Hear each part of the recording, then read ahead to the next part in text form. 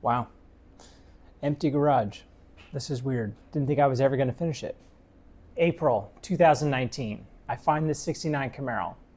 It's got an LS swap, it's got full ride tech suspension, and it's not a bad price. So I think this has got to be it. This is the one that I can finally fulfill my mom's dream of owning a classic Camaro. My excitement quickly faded when I discovered it was too good to be true. What was supposed to be a quick restoration turned out to be one of the most extensive and challenging endeavors I'd ever take on. As I peeled back the layers, I just thought to myself, what did I get myself into? Between reading hot rod articles, watching other YouTube creators, and looking at every source I could find, I built up my confidence and started rebuilding. Although most of these methods called for tools and equipment outside my price range, so I made do with let's just say creative methods to get the panels aligned and get the car reassembled.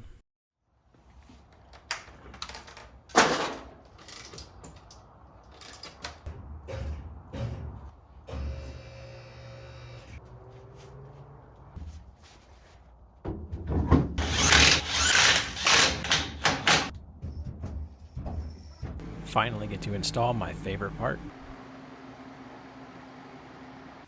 Getting the AC evaporator installed under the dash. A big lesson I learned is that every part affects something else in some way. So I'm installing the AC and routing my AC lines to see if I need to adjust anything with the engine accessories or if anything else needs to be adjusted.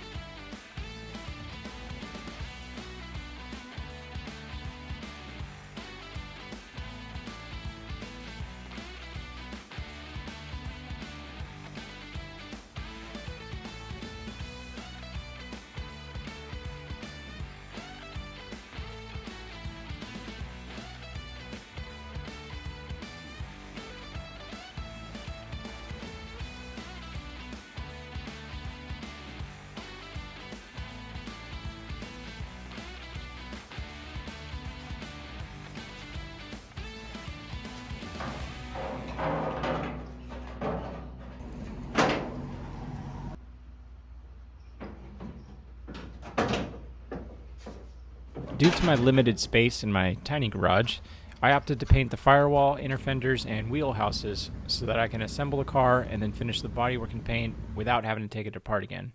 At the same time, I am finishing the mechanical work so that I can drive it in and out of the garage. I prefer to use copper nickel alloy brake lines as they're really easy to manipulate and bend, they're corrosion resistant, and they're really easy to flare. Got the upper and lower radiator hoses on. Now I need to make some stands to lift the car and have enough space to work so I can start fabricating the exhaust system.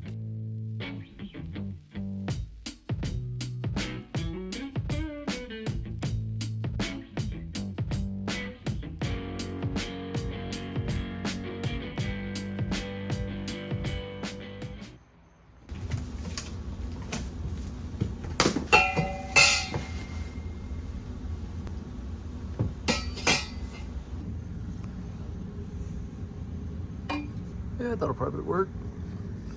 A little bit of an angle. I think I can correct that on the way down though. I opted to build a stainless steel exhaust for a couple of reasons. One, well, they look cool. Two, I needed a custom exhaust to fit around my mix-up of suspension parts and keep it tucked up close to the body. And three, I wanted to get better at TIG welding, and it seemed like the perfect opportunity. So I purchased a universal 2.5-inch stainless kit from Amazon and got to work.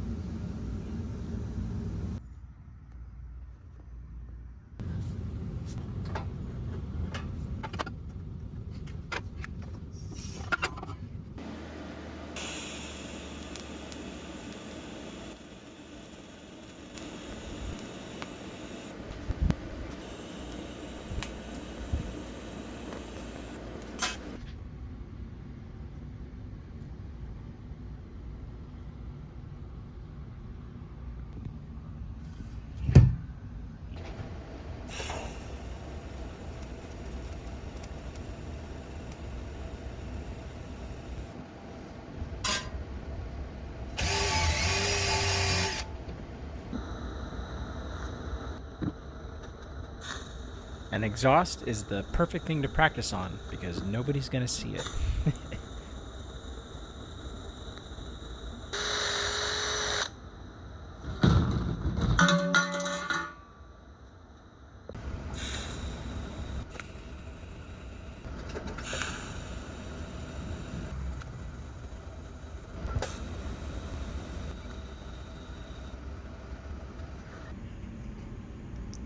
Got a template made. Gonna cut out a piece of metal. This will be my rear brake hose holder so that I can tee off and go to the rear calipers.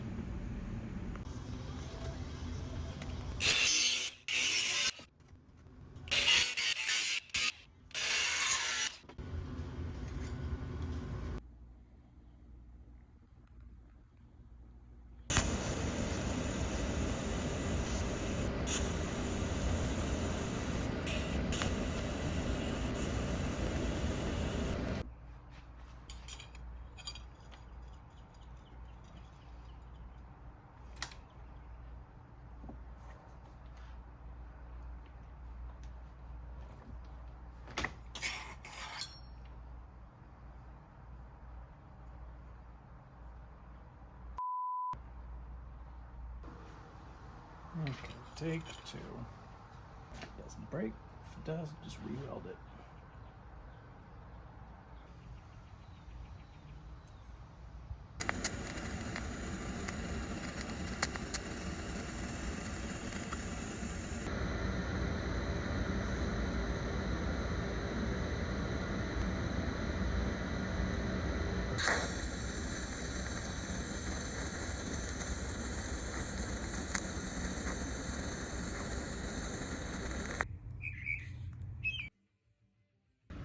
Now I can plumb my rear brakes, grease the suspension, check all my hardware is tight, and then bleed the brakes so I can finally move this thing.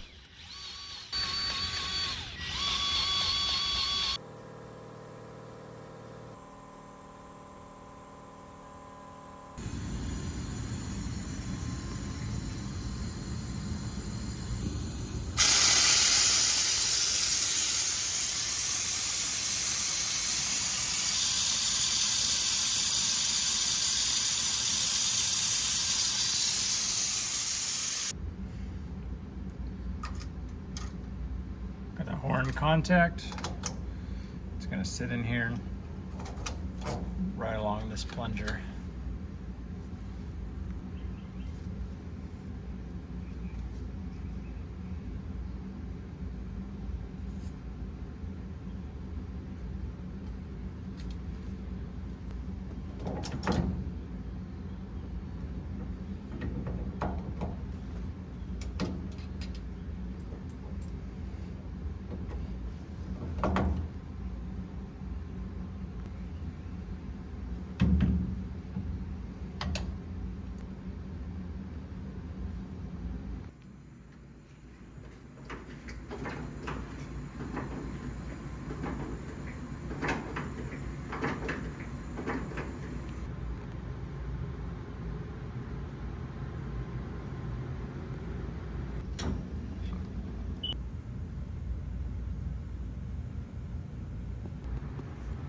Had a problem with my lock cylinder turning.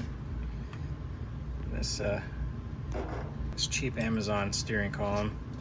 So I decided to bend this little tab so it'll push this up harder because it was catching by not having enough spring tension to keep it up engaged with the gear.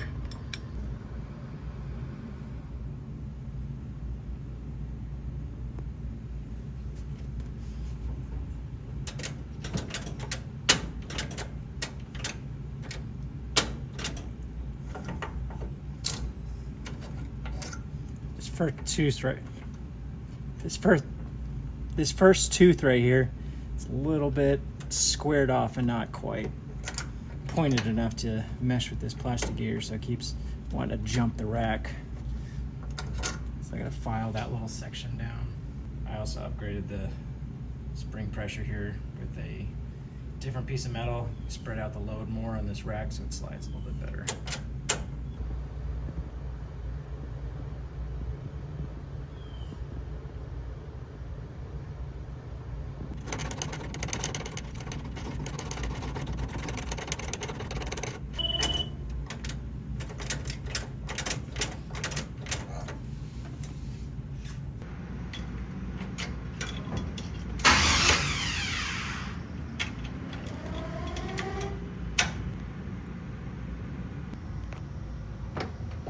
Decided to only run AC clutch power, then running everything directly back to the trunk battery.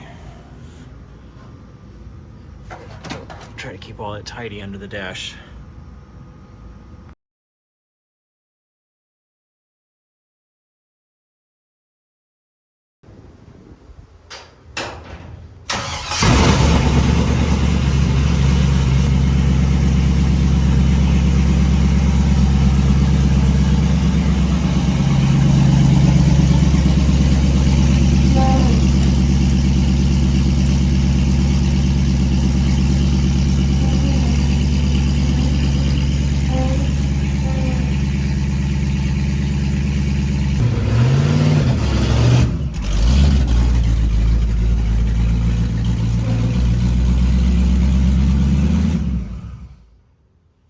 Almost didn't make it back in the garage.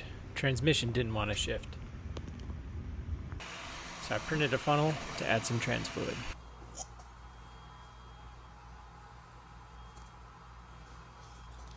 And that'll work.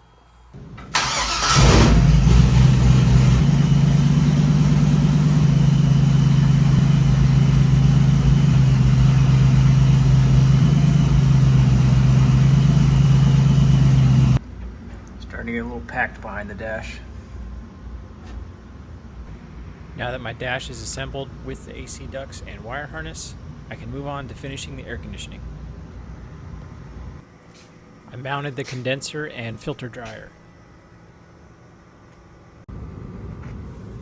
Next, I need to connect this adapter to my AC compressor in order to connect the hoses. All of the connections have O-rings, so they need to be lubed up with some mineral oil.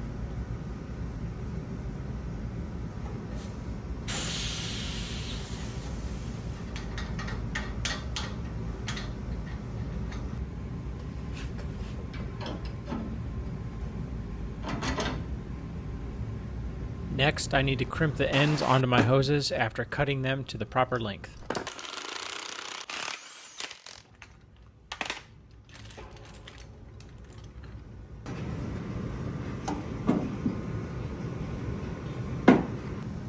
Installing the low side service port.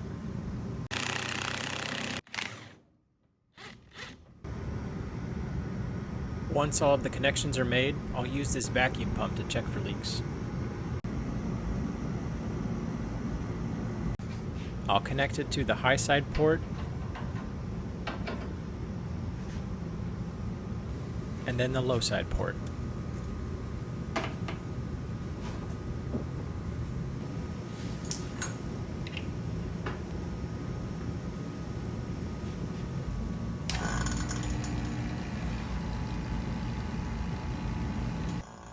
Open up both sides of the gauges so that the whole system gets a good vacuum.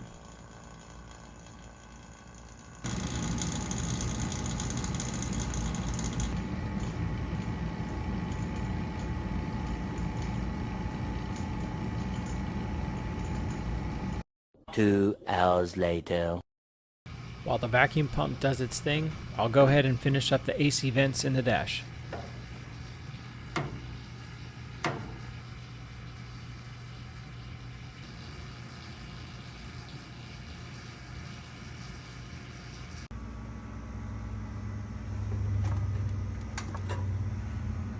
Tuck the Holly up in the dash.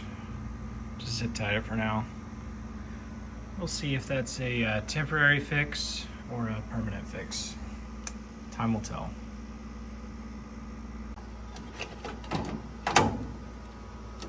According to the Vintage Air instructions, I'm supposed to cut a hole in the dash pad and then use 4 tiny screws to attach this vent to the foam dash. I didn't really like that, so I printed a backing plate to help keep the vent secured. This is one of those things I might change later on, depending on how it holds up.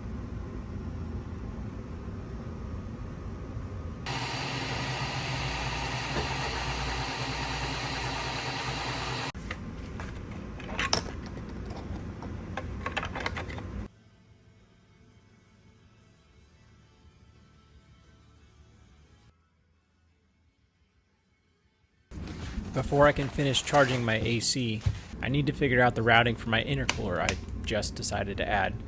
The charge pipe and intercooler are going to take up a lot of room, so I need to make sure I have enough space before I commit to the AC as it is.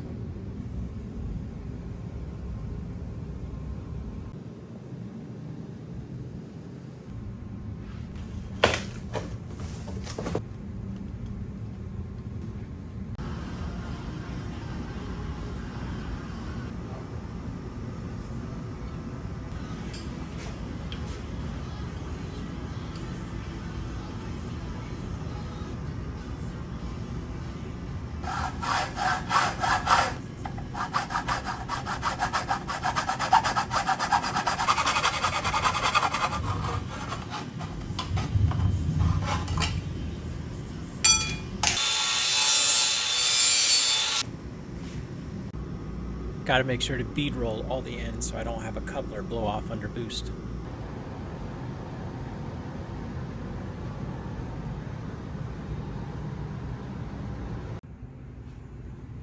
Now that I got my charge pipes routed, time to break out the TIG welder again and see if I can weld up some aluminum.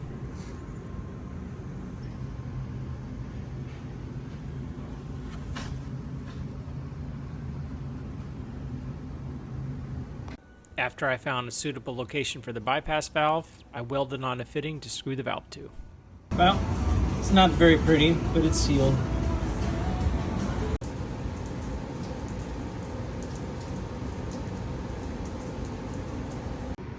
I also went back to the exhaust and welded in some flex joints to make it easier to work with.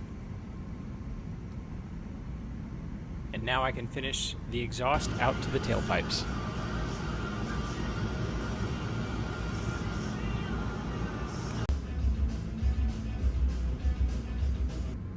I used V-band clamps because they are superior. This makes the exhaust easy to remove and you don't blow gaskets because there aren't any.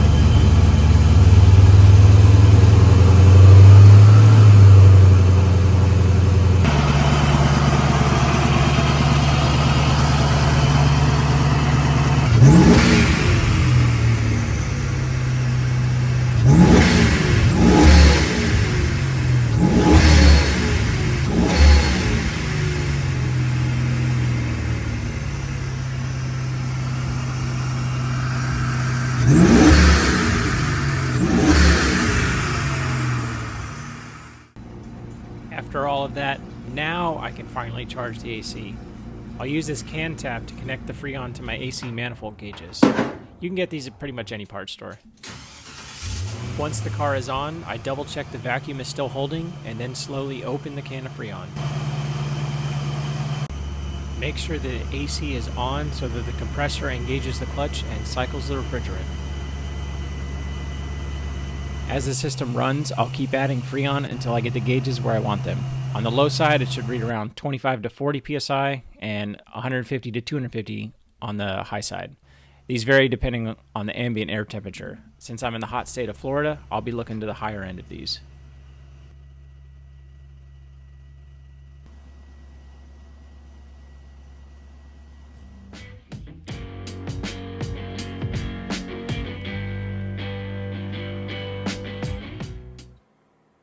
Now that I've finished up the mechanical side, it's time to get to the bodywork.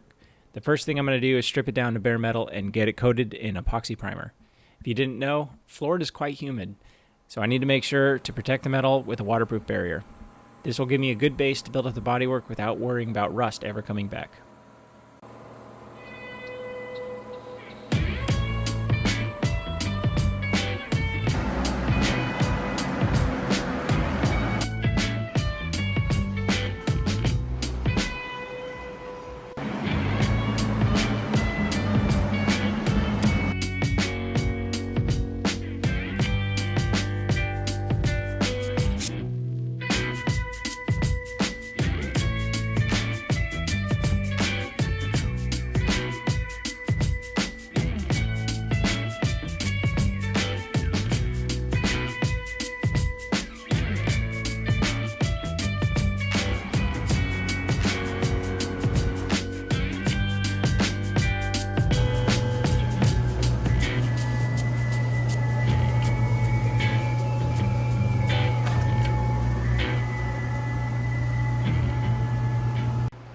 After coating the whole car in epoxy, I'll let it cure for about a week.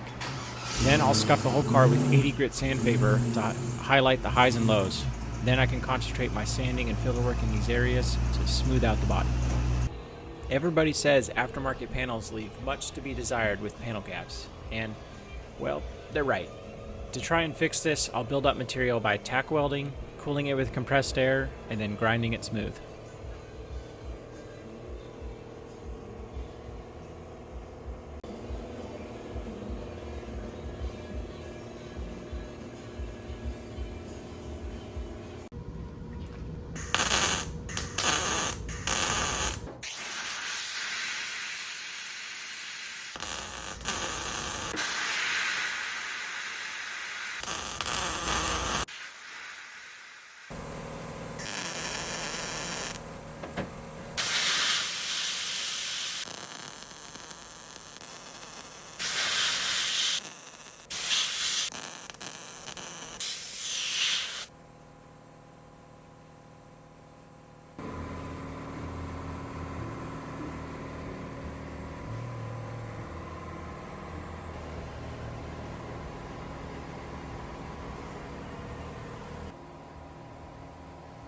Another issue I need to address is figuring out how to make my hood fit with the supercharger sitting just a little too high.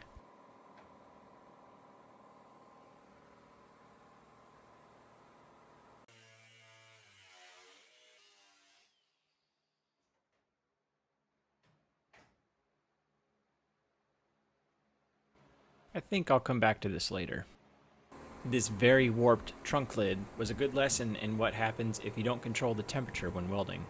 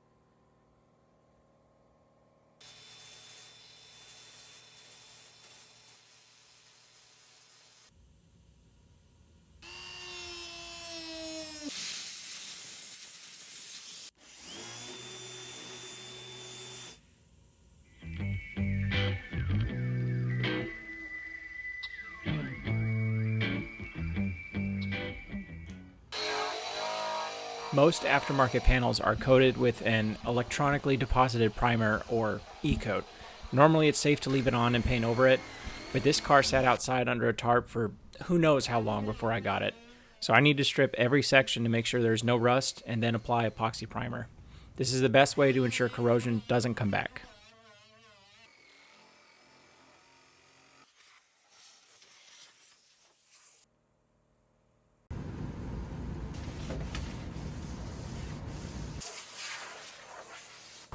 For big areas, I use my spray gun to lay out some of this Eastwood epoxy, but small areas like the underside of this trunk lid, I'll save time and cleanup by just using a 2-part spray can.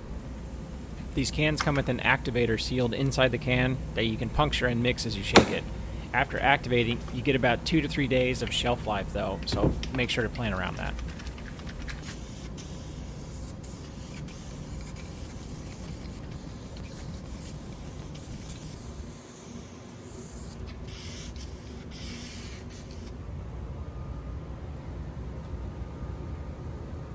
Now that I've finished welding the gaps and sealed them with epoxy, I need to apply some seam seal around all the areas that are at risk from moisture. The trunk weather strip and inner door frames are key areas that I want to protect.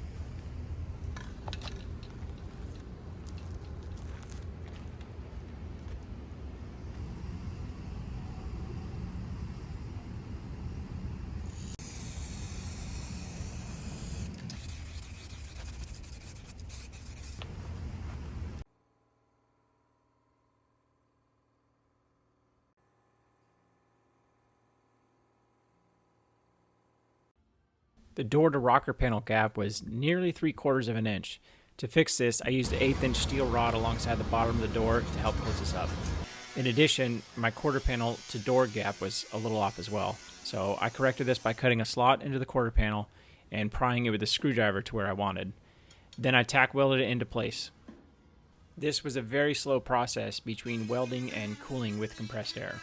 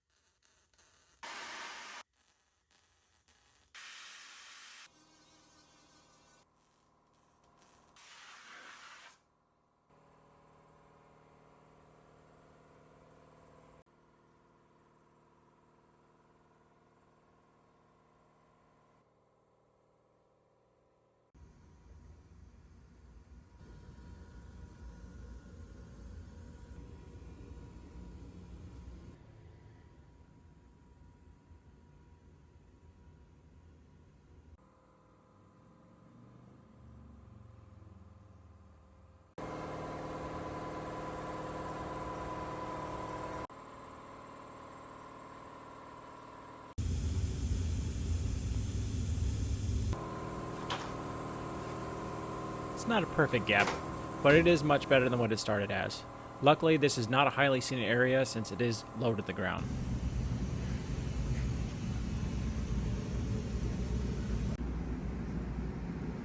Here you can see the sanding marks and how the high spots stick out. There's a couple of nasty dents that I'm going to need to smooth out.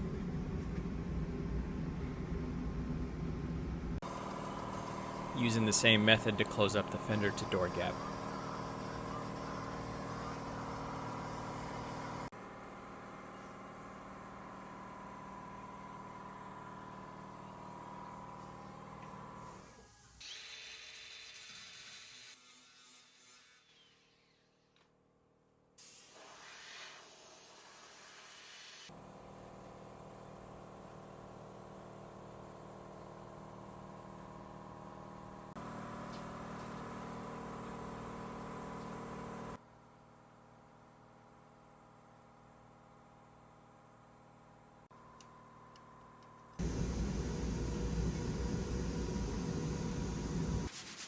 Working my way around the car with 80 grit to highlight the trouble areas.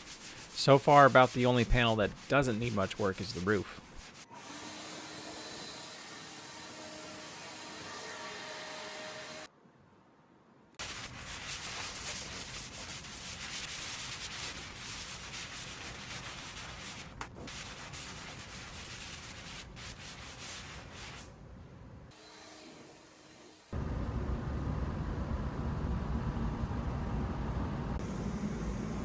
After going over the whole car, you can really see how rough it is.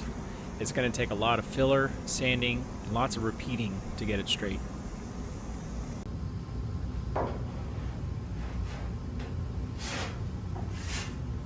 I'm using Eastwood's dustless sanding block system to try to help with some of the cleanup and keep my work area clean.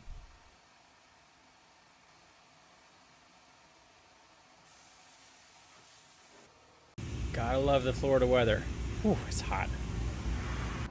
Replacing the severely worn out 4L60 with the built 4L65 from Gearstar. My mom's going to be driving it all the time, so I'm making sure she's got a reliable, fun cruiser.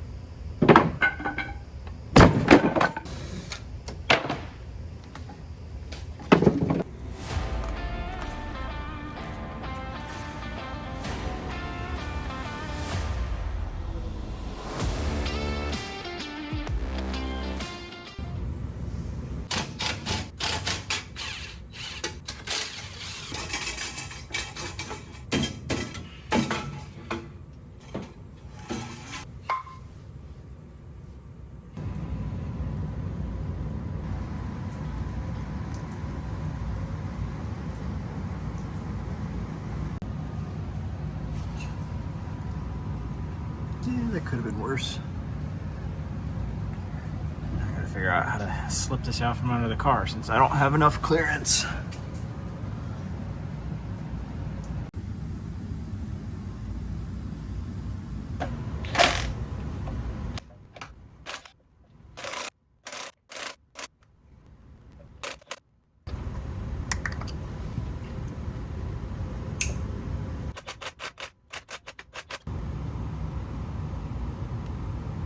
Once I got the transmission lined up to the dowels on the motor, I just need to squeeze them together with a clamp. I was very careful here to make sure nothing was binding, as the fluid pump can be damaged if too much pressure is put on the torque converter. Basically, I'm just using the clamps as like a second pair of hands to help line everything up. The engine's tilted just a little too far down for it all to slide together easily. But once I got it seated on the dowels, everything slid together quite nicely.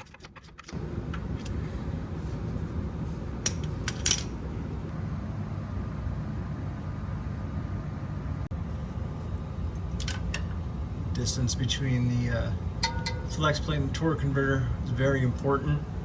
If it's too great, when you tighten down the bolts for the torque converter, it could pull it out of the transmission pump and burn up the pump, and you know, pull the transmission again. So you got to make sure this is within distance. I'm using two drill bits. One is a 1/8 inch, one is 3/16. As long as a 3/16 doesn't fit and 1/8 inch does, I'm good. Actually, even if the 1/8 inch doesn't fit, it's fine. It just needs to seat up. I better check this. I may have to shim this. I'm going to shim using these washers. They're all within less than 3/10,000ths of each other, so that'll work. A little bit of silicone grease and washer. Stays in place.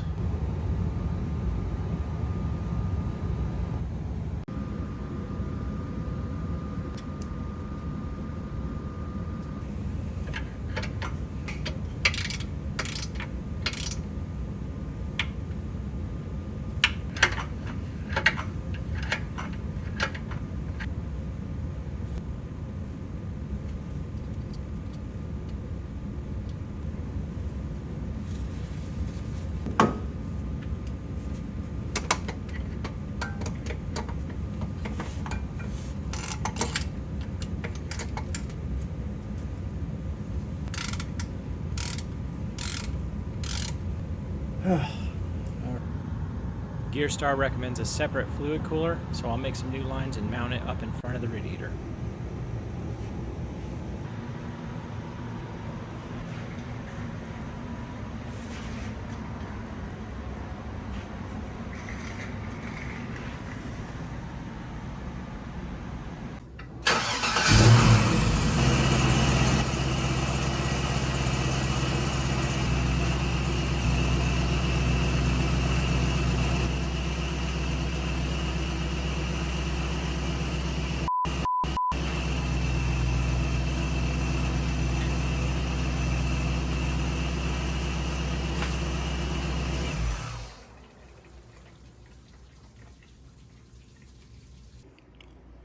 Well, my lower radiator hose popped off. That wasn't fun. I think it has to do with some of this sludge that was built up. Used engines, gotta be careful. Also, I'm pretty sure my hose clamp was not tight enough on my radiator. Got a little warm, just enough to slip off. Of course, I'm sure that fire didn't help either. It looks all right though.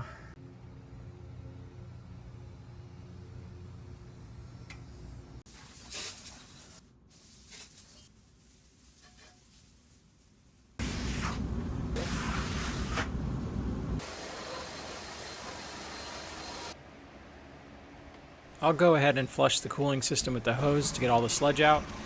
Then I'll add some cooling system cleaner to clean the rest of the engine, and I'll flush it again after a little bit of driving.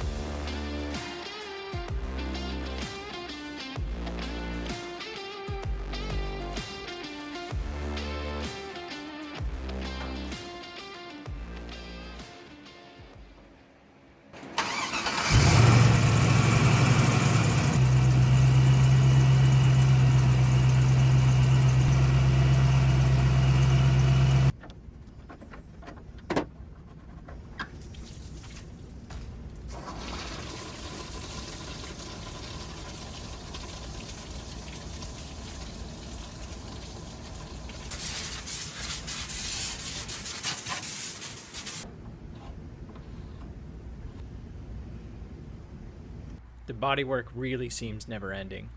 I have a new appreciation for all the auto body professionals out there. This part of the restoration is not fun and definitely is hard work. Every round of filler and block sanding feels like it'll be the last, but then you see that some spots didn't quite get filled, and then the process repeats over and over and over again. 2 hours later.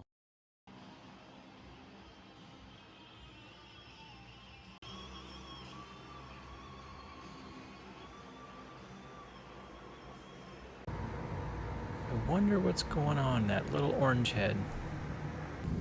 I know my head is still trying to figure out what to do about this hole in my hood. After playing with a couple of designs, I think I finally landed on something simple and hopefully easy.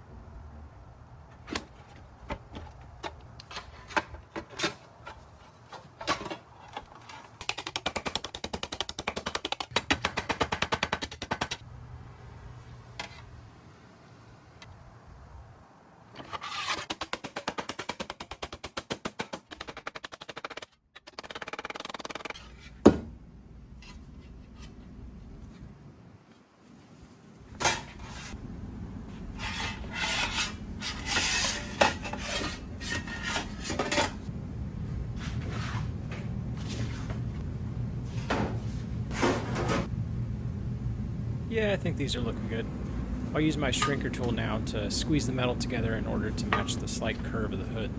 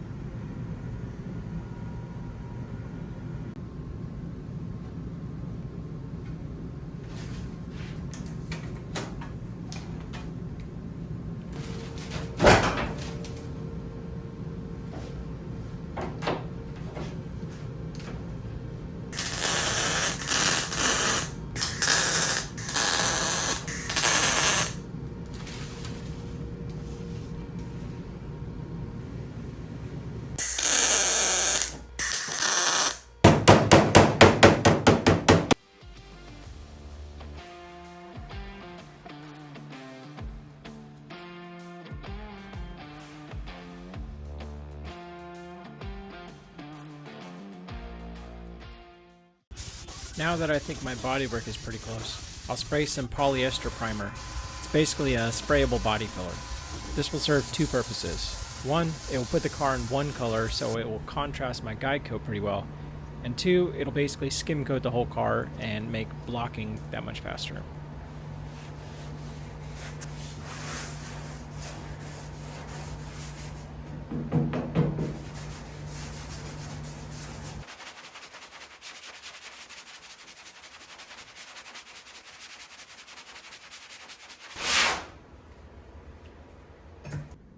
The guide coat will ensure that I block sand all areas and I won't miss anything.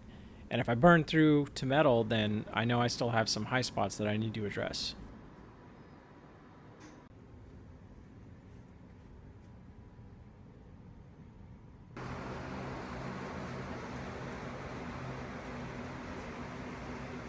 Well, it sure is humbling to think my bodywork is good, to then have so many high spots come through the primer.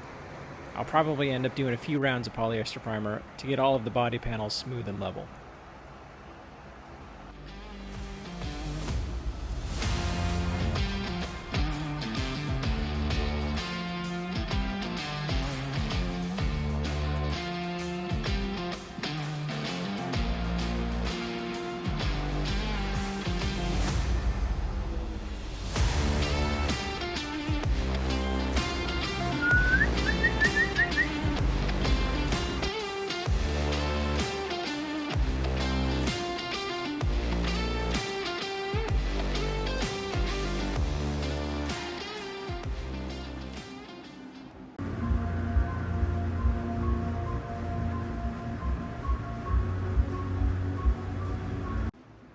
After some more polyester primer, it is starting to look pretty smooth. It's getting pretty close now, but before I get to paint, I will seal it with another round of epoxy primer, just to make sure it's waterproof and protected from any future corrosion.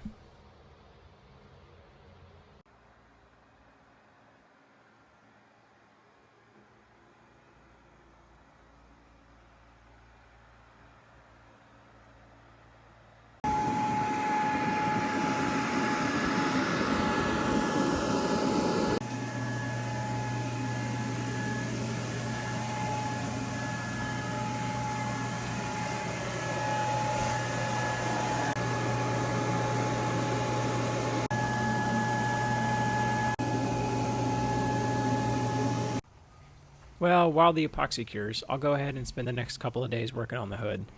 Depending on how this turns out, I may end up making a fiberglass hood to replace it.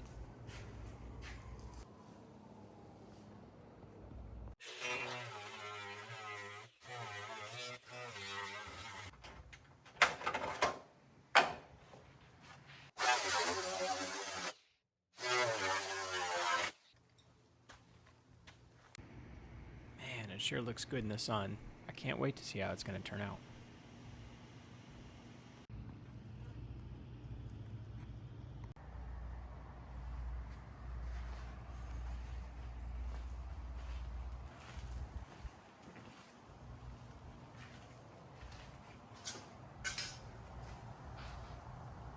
I ended up warping the hood a bit, so it's going to take some work to smooth it all out.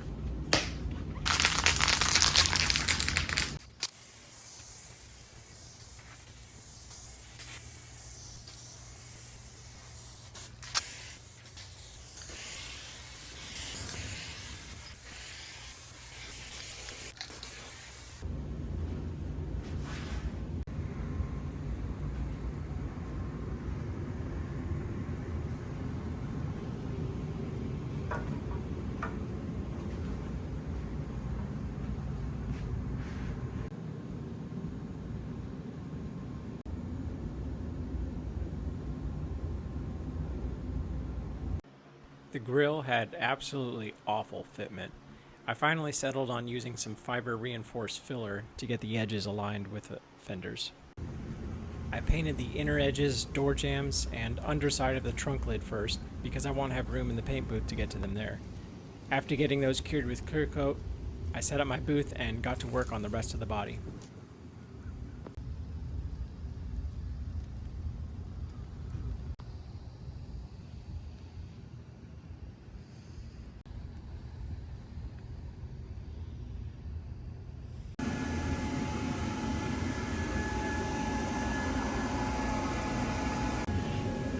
Well, first coat of base down.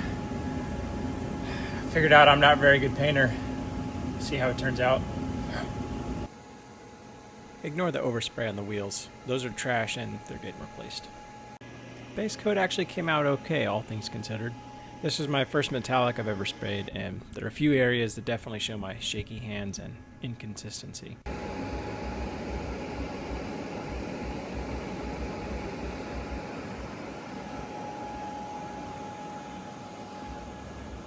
Clear coat with no ventilation makes it near impossible to see. That was awful.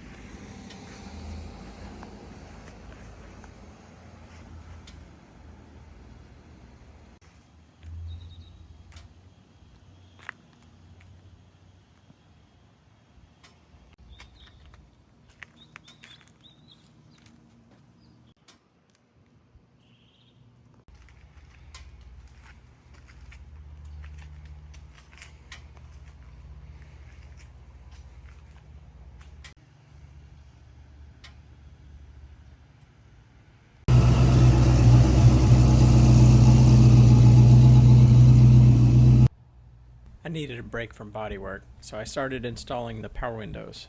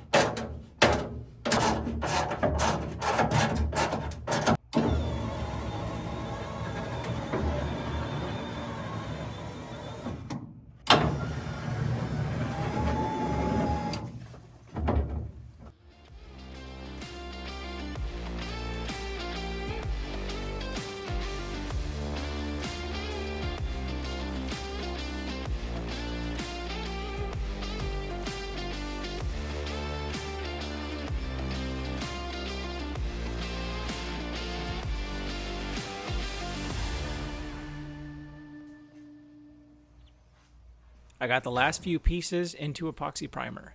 Just finishing up the final touches on them before they go into the booth for paint.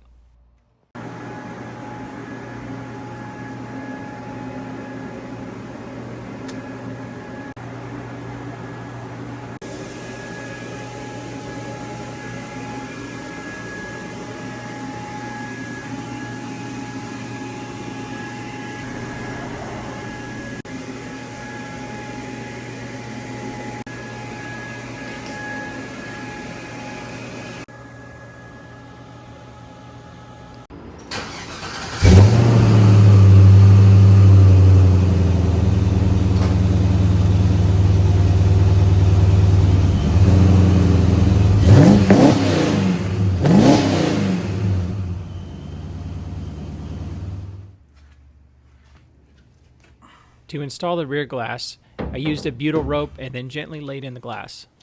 Then I used a small scraper to shove the butyl strip securely under the glass.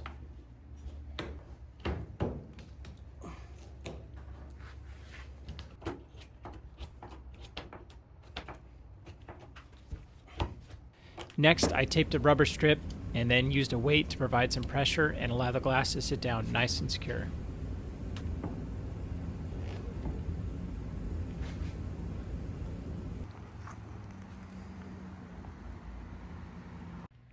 I'm repeating the same process for the front. I'm trying to lay it out evenly, especially in areas where the panels meet and have low spots. At the same time, I'm trying to make sure it won't squish out the inside and be visible. My aim is to keep everything behind the trim when it's installed.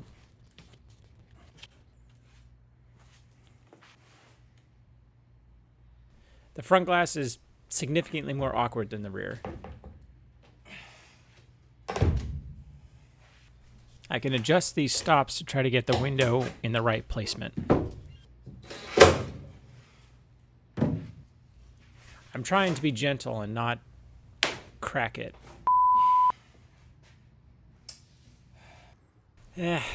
Mistakes happen. I'll get this fixed later. I'm too excited to let this affect me right now. I have a schedule to keep, and I need to get on the road soon so I can surprise my mom with an early Christmas present.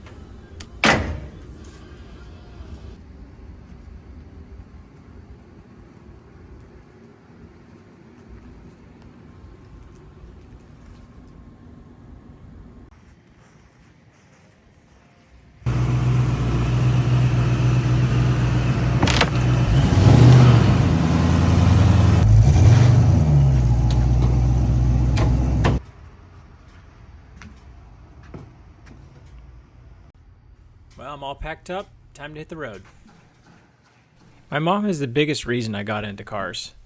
I lost my dad when I was 16, so I never really got the father-son building a car experience.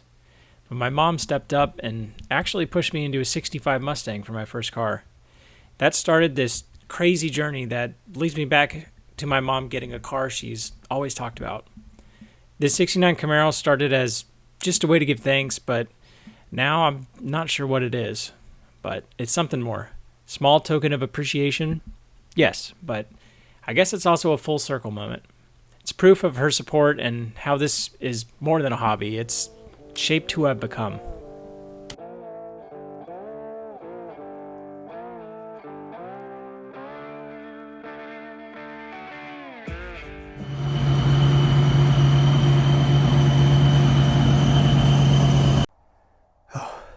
So I parked my truck down the street. I got the Camaro in the garage. My mom has no idea. She's on the way home. I was able to sneak it in. Getting ready to surprise her now.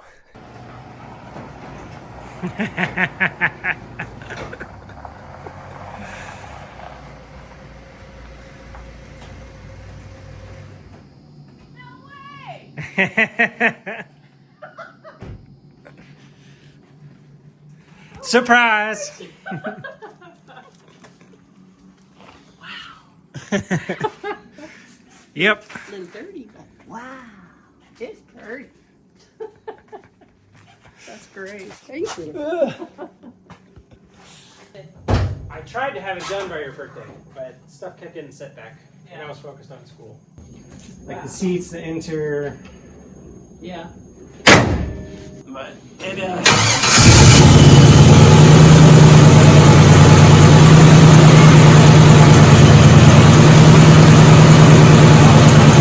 Wow.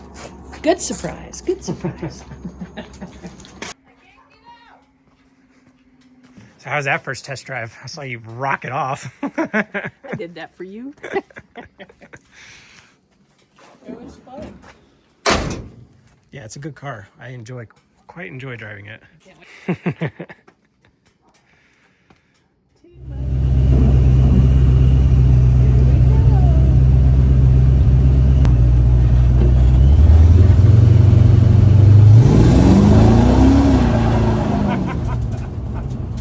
Spinning tires.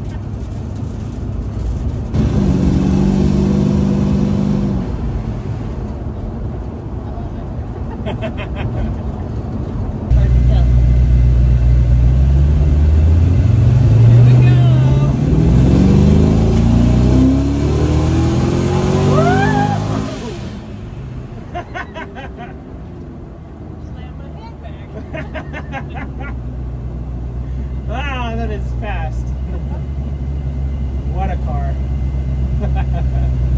just changed the rev limit. It's still stuck at 7,000, so I don't want to be hitting that.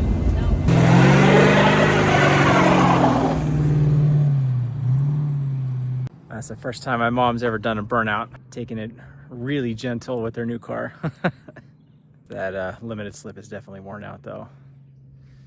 Maybe someday in the future. Built axle. We'll see.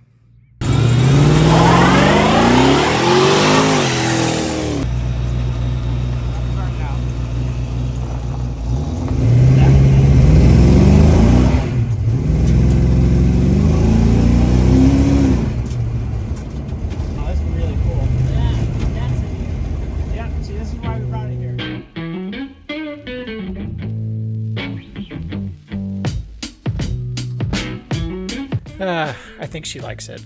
Watch out for future videos where I finish the interior, road tune it, and see what this home-built car can do. Thanks for watching.